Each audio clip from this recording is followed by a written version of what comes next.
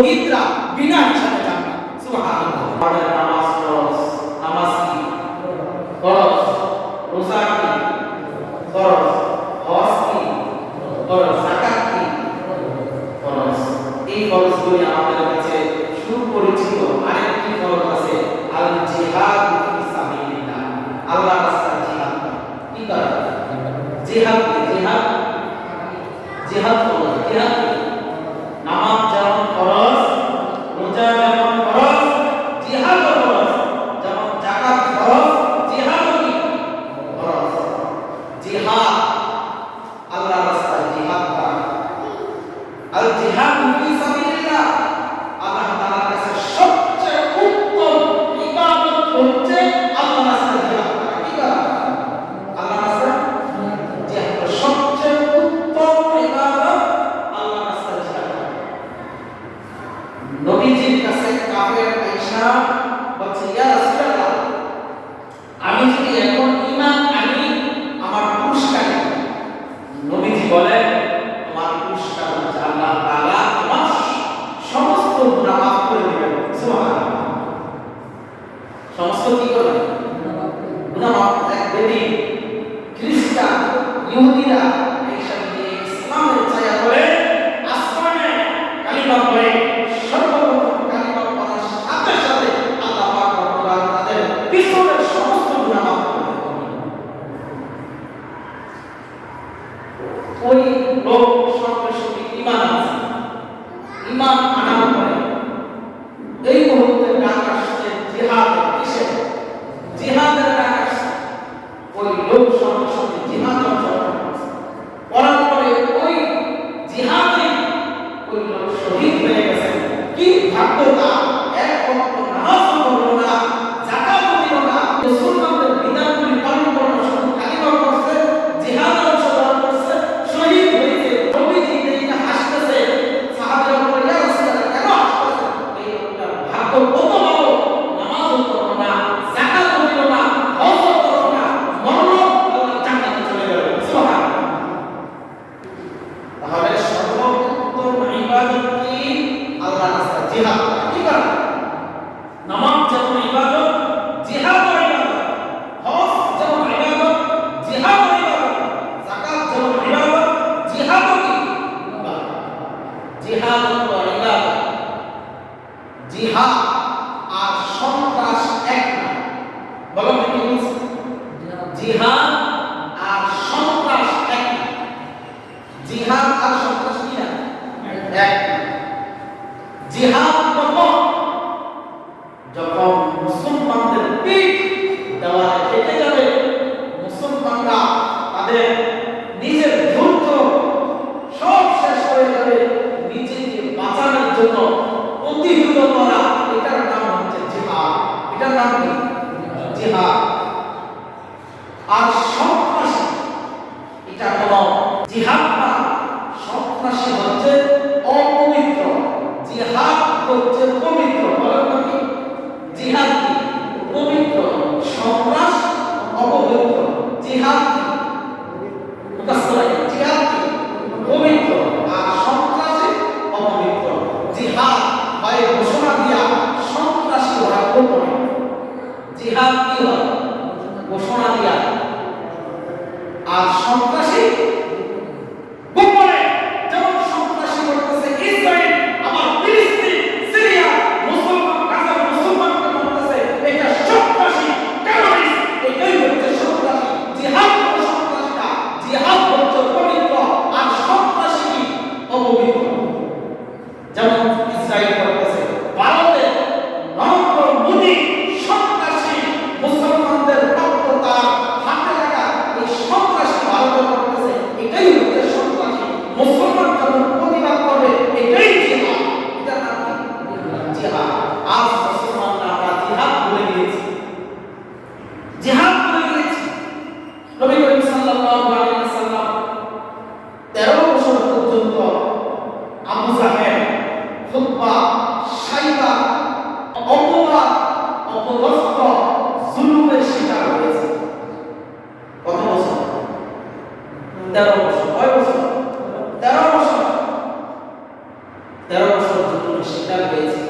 এরকম জুলুম করছে।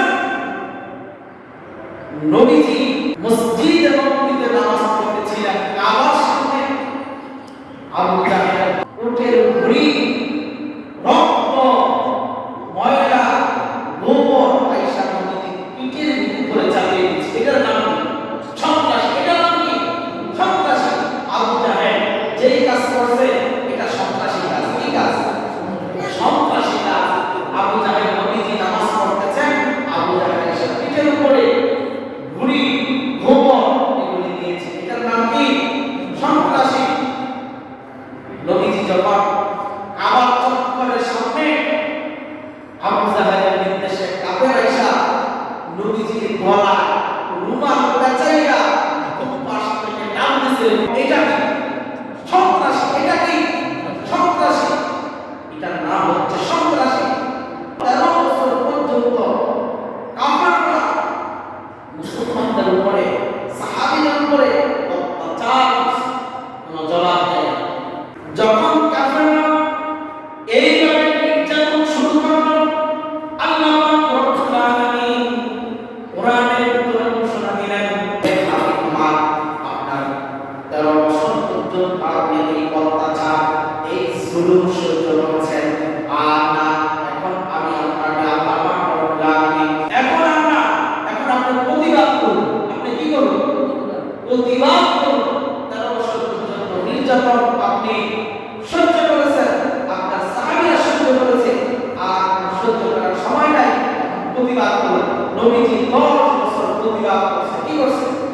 কয় বছর? 10 বছর।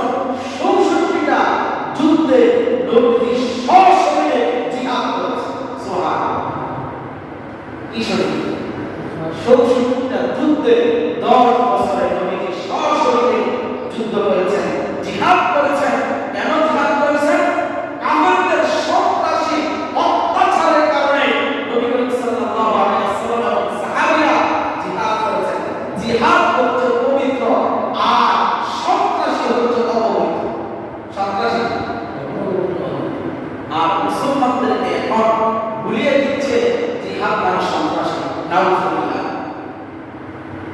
মুসলমানদেরকে শিখাচ্ছে জিহাদ মানে কি? সন্ত্রাসী। দেখেন ভারতে মুসলমানদের উপরে যে জুলুম শুরু করছে, মুসলমানদের মসজিদ ভাঙা হচ্ছে, আর সন্ত্রাসী। সন্ত্রাসী। এখন মুসলমান যদি প্রতিবাদ করে, এটাই হবে জিহাদ। কাফেরদের বিরুদ্ধে সোচ্চার হওয়া, এটার নাম কি? জিহাদ। এখন আপনার মসজিদ ভাঙা, আপনার মেয়ের উপর অত্যাচার করতেছে, আপনার বিবির উপর অত্যাচার করতেছে, আপনি কি ধৈর্য ধরবেন? আপনি প্রতিবাদ করবেন কিনা? তো প্রতিবাদ করা এটা কি দোষ? কথা বলেন, এটা দোষ নাকি? দোষ না। প্রতিবাদ করতেই হবে। কেন? আপনার মেয়ের ইজ্জত চলে যাচ্ছে, আপনার ভাইয়ের ইজ্জত চলে যাচ্ছে, আপনার বউয়ের ইজ্জত চলে যাচ্ছে। এগুলি হেফাজতের জন্য আপনাকে জিহাদ করতে হবে, না হয় কাফের থেকে আপনি বাঁচতে পারবেন না। এই জন্য জিহাদ হচ্ছে পবিত্র। জিহাদ কি? পবিত্র। এই জিহাদের আলোচনা আমাদের প্রত্যেকটা মুমিন মুসলমানদের হৃদয়ে, অন্তঃকরণে, কলিজার ভিতরে রাখতে হবে। আমি মুসলমান, যেহেতু নামাজ আল্লাহ তাআলা ফরজ করে দিয়েছেন, জিহাদও ফরজ। আমি জিহাদকে বিশ্বাস করি। যখনই জিহাদের ডাক আসে, আমরা মুমিন মুসলমান জিহাদের জন্য ঝাঁপিয়ে পড়ব ইনশাআল্লাহ। কেন? তৃতীয় বিশ্বযুদ্ধের সময় আর বেশি লাগে না। ইমাম মাহদী আসার সময় লাগে নাই। চারিদিকে সব মুসলমানদের উপর অত্যাচার শুরু করেছে। গাজাকে নিঃস্ব করে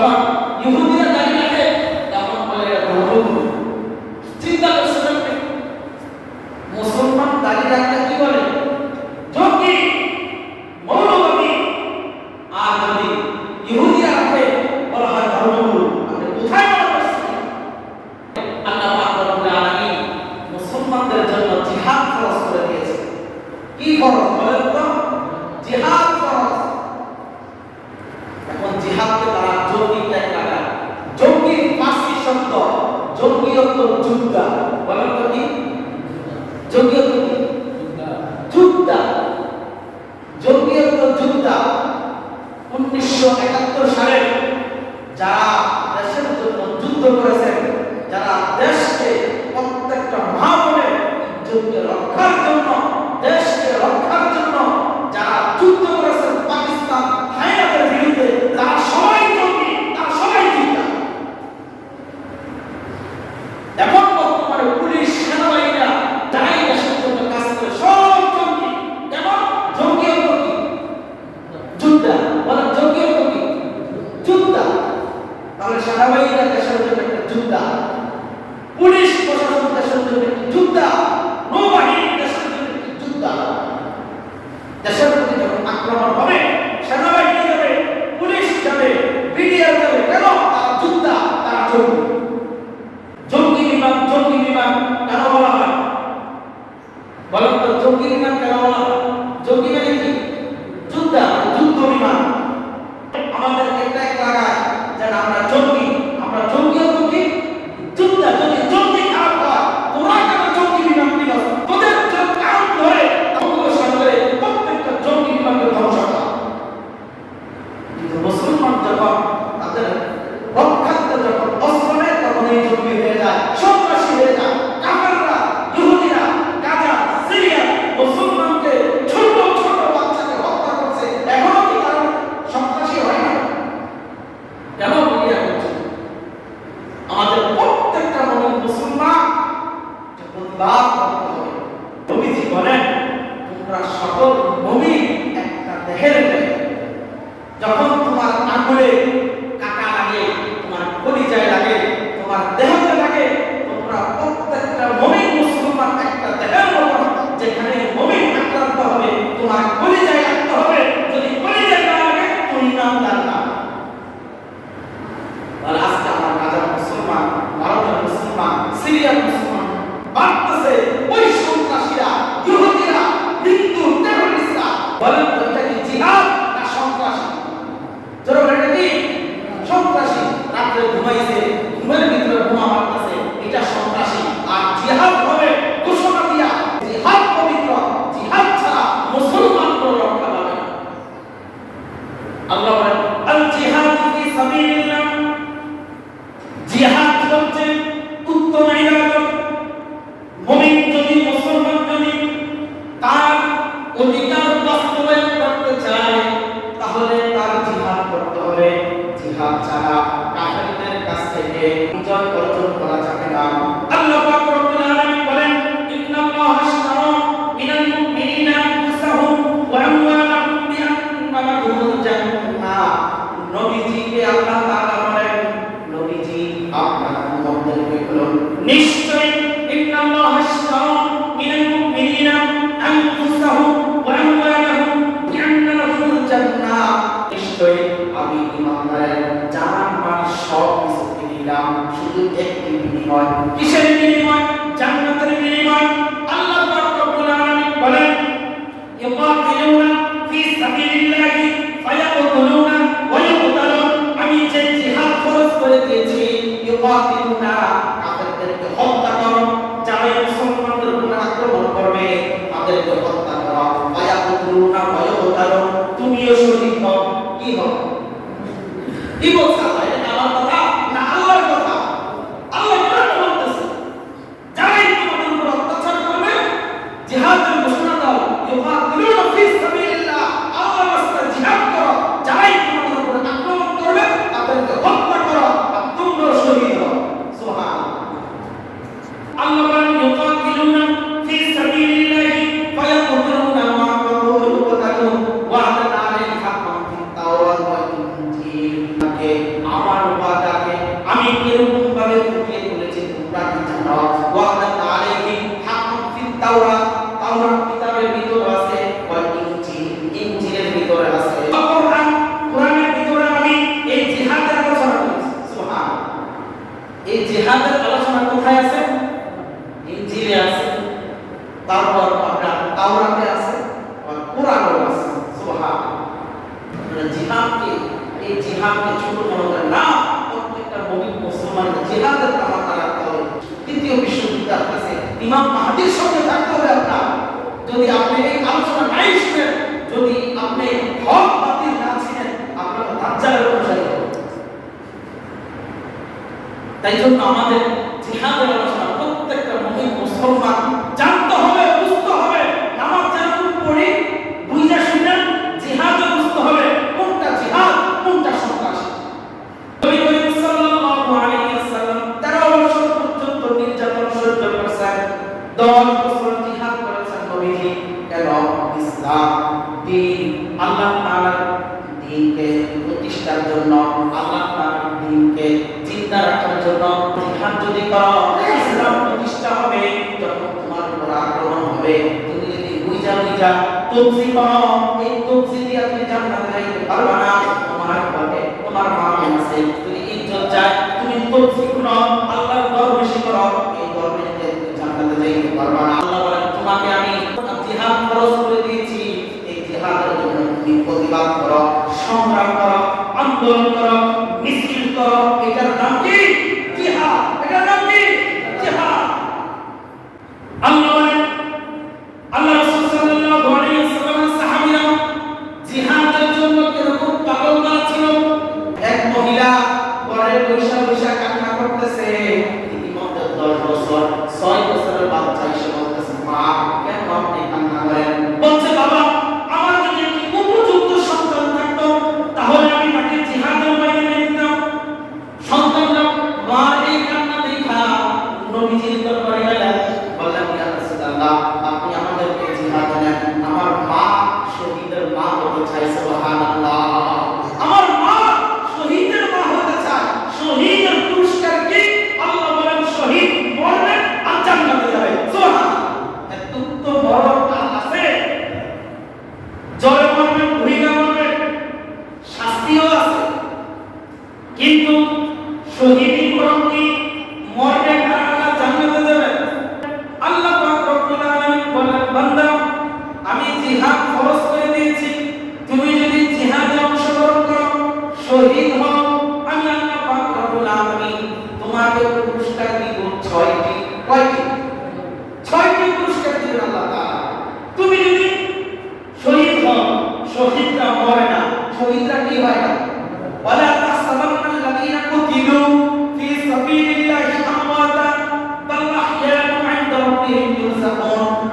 আল্লাহ পাক রব্বুল আলামিন বলেন, শহীদরা মরে না, শহীদরা আমি তাদেরকে রিজিক খাওয়াইয়া আমি কবরের ভিতরে তাদেরকে জিন্দা রাখি। সুবহান, কবরের ভিতরে আল্লাহ তাআলা নিজে রিজিক খাওয়াইয়া শহীদদেরকে জিন্দা রাখে। কাল কিয়ামতের ময়দানে শহীদরা রক্ত মাখা অবস্থায় হাসরের ময়দানে উঠবে। সবাই জানবে এই ইসলামের জন্য, দ্বীনের জন্য শহীদ হয়েছে। সুবহানাল্লাহ, সবাই বুঝতে পারবে। দেখবে কারো হাত নাই, কারো পা নাই, কাদের কান নাই, নাক নাই, বুঝতে পারবে, সবাই বুঝতে পারবে এই লোক তো ইসলামের জন্য, দ্বীনের জন্য শহীদ হয়েছে। আজকে তার কত সুন্দর কপাল। আল্লাহ বলবেন, যা তুই আমার জন্য শহীদ হইছ, তোর কোনো হিসাব নাই, তুই বিনা হিসাবে জান্নাতে। সুবহানাল্লাহ, বিনা হিসাবে জান্নাতে যাওয়ার দরকার আছে না নাই? যদি হিসাব নেয় তুমি ধ্বংস। কারো কাছ থেকে যদি হিসাব নেয় সে কি? ধ্বংস। হিসাব দিয়ে তুমি যাইতে পারবে না। তুমি এক সপ্তাহ হিসাব বলতে পারবা, কোন জায়গায় কত টাকা বাঁচছো, কি খাইছো, এক সপ্তাহ হিসাব বলতে পারবে? পারবে? 60 বছর হিসাব কেমনে দিবেন? নামাজের হিসাব, রোজার হিসাব, যাকাতের হিসাব, গুনাহের হিসাব, আমলের হিসাব, কত হিসাব আছে। হিসাব দিয়ে কি হবে? আল্লাহ বলেন, যার কাছে আমি হিসাব চাবো সেই ধ্বংস। তাহলে শহীদরা বিনা হিসাবে কোথায় যাবে? জান্নাতে যাবে। কাফেরদের থেকে মুসলমান আত্মরক্ষার জন্য জিহাদ করতে হবে। জিহাদ কি? ফরজ। জিহাদ কি? ফরজ। এখন বর্তমান মুসলমান জিহাদের প্রস্তুতি নিতে হবে। জিহাদের প্রস্তুতি নিতে হবে। কেন? আমরা যদি জিহাদের প্রস্তুতি না নেই, আসবে সামনে কাফেরদের মুসলমানদের একটি লড়াই হবে। এই লড়াইয়ের নাম হবে গাজিয়াতুল হিন্দ। এটা আমাদের জীবন দশায় আমরা দেখতে পারি, আপনাদের জীবন দশায় আমরা দেখতে পারি। হতে পারে 10-12 বছরের ভিতরে হতে পারে। এটার নাম গাজওয়াতুল হিন্দ। নবীজি বলেন আমি পূর্ব দিক থেকে আমি বিজয়ের গ্রাম পাচ্ছি। নবীজি বলে গেছেন এটা হবে একটা গাজওয়াতুল হিন্দ হবে। এই গাজওয়াতুল হিন্দের তিনটি দল থাকবে। এক দল কাফেরদের সংখ্যা দেখা বাইরে যাবে, নবীজি বলেন তারাই হবে জাহান্নামী। আরেক দল যখন আসবে তারা সবাই শহীদ হয়ে যাবে। তৃতীয় দল যখন আসবে তারা বিজয়ের গ্রাম পাবে। কিন্তু প্রথম দল বাইরে যাবে, তারা কি সব জাহান্নামী। দ্বিতীয় দল যারা আসবে নবীজি বলেন বদরের সাহাবীরা বদর যুদ্ধ করে যেরকম শহীদের মর্যাদা পাইছে, মুসলমান শেষ জামানা গাজওয়াতুল হিন্দে যারা শহীদ হবে তারা বদরের যুদ্ধের সাহাবীদের সমতুল্য মর্যাদা পাবে। সুবহানাল্লাহ।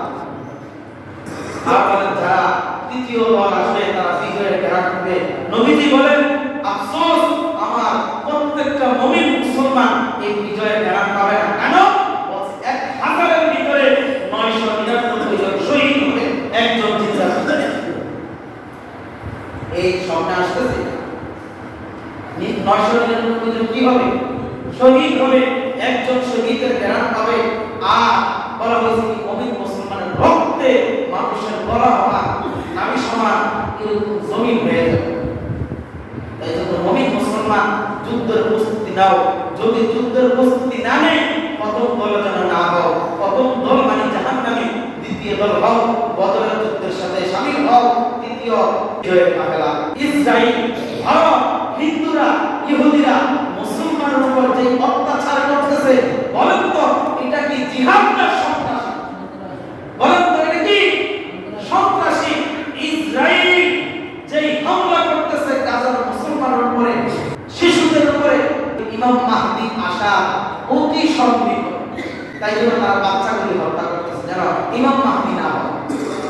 আল্লাহ তাআলা ফেরাউনের ঘরে ফেরাউন শিশু বাচ্চা হত্যা করছে কেন? যেন মুসা আলাইহিস সালাম ধর্ম না করতে পারে। আল্লাহ তাআলা মুসা আলাইহিস সালাম তার ঘরেই পালন করছে, ঠিক কি না? ঈসা আলাইহিস সালাম যেন না আসতে পারে, ওই জামানার বাদশা ঈসা আলাইহিস সালাম যেন না আসতে পারে তাই হত্যা করছে। ঠিক ইসরাইল যেন শিশু বাচ্চা হত্যা করছে যেন ইমাম মাহদী যেন না আসে। আল্লাহ জিহাদের জন্য অগ্রসর হও মুসলমান। আপনি মনে করছেন সিরিয়ার মুসলমান কাকা না, ইহুদিদের টার্গেট গাজা না, সিরিয়া না, ইহুদি এবং খ্রিস্টানদের টার্গেট প্রত্যেকটা মুমিন মুসলমানদের ইসলামী রাষ্ট্রকে দখল করবে। আমাদের দাজ্জাল নাকি তাদের সাথে দেখা হয়ে গেছে। তাই জন্য আমাদের প্রস্তুতি নেওয়া, দাজ্জাল থেকে আল্লাহ তাআলা আমাদের প্রত্যেককে হেফাজত করুন। অনেক বড় বড় আল্লাহওয়ালা মানুষ দাজ্জালের অনুসারী হয়ে যায়। আল্লাহ তাআলার কাছে ভানা চাই, বলছে যে শহীদ হবে আল্লাহ তাআলা তাকে প্রথম পুরস্কার দিবে, তাকে বিনা হিসাবে জান্নাত দিয়ে দিবে। সুবহানাল্লাহ। 6টা পুরস্কার। 2 নম্বর পুরস্কার আল্লাহ তাআলা দুনিয়াতে তাকে শহীদ হইতেছে, দুনিয়া থেকে তার চক্ষু বন্ধের আগে আগে তার জান্নাতের স্থানটা কোথায় ওই জায়গাটা দেখিয়ে দিবে। সুবহানাল্লাহ। 3 নম্বর আল্লাহ পাক রব্বুল আলামিন বলেন তাকে আমি কবর আযাব থেকে হেফাজত করব। সুবহানাল্লাহ। 4 নম্বর কিয়ামতের কঠিন দিবসে আধা হাত করে সূর্য থাকবে, জমিনটা তামা থাকবে, ওই মুহূর্তে যারা শহীদ হবে তাদেরকে আল্লাহ পাক রব্বুল আলামিন নিরাপদে রাখবেন। সুবহানাল্লাহ। 5 নম্বর কবরটা ঘুরে বিবাহ দিবেন এবং তিনি 70টা জাহান্নামীদেরকে তার সুপারিশে জান্নাতে দিতে পারবে। সুবহানাল্লাহ। আরেকটি পুরস্কার আল্লাহ তাআলা দিবেন, তাকে এরকম একটি মুকুট পরাবেন, পাথর মরহখচিত এরকম একটি মুকুট পরাবেন, টুপি পরাবেন। এই টুপিটা আসমান এবং জমিনের নিচে যত সম্পদ আছে এই সম্পদের চাইতে সবচেয়ে দামি সম্পদ দিয়া আল্লাহ তাআলা টুপিটা বানিয়ে দিবেন। সুবহানাল্লাহ। তাই শহীদ তামান্না রাখেন, আল্লাহর কাছে দোয়া করেন, আল্লাহ যেন আমি শহীদ হতে পারি, শহীদরা বিনা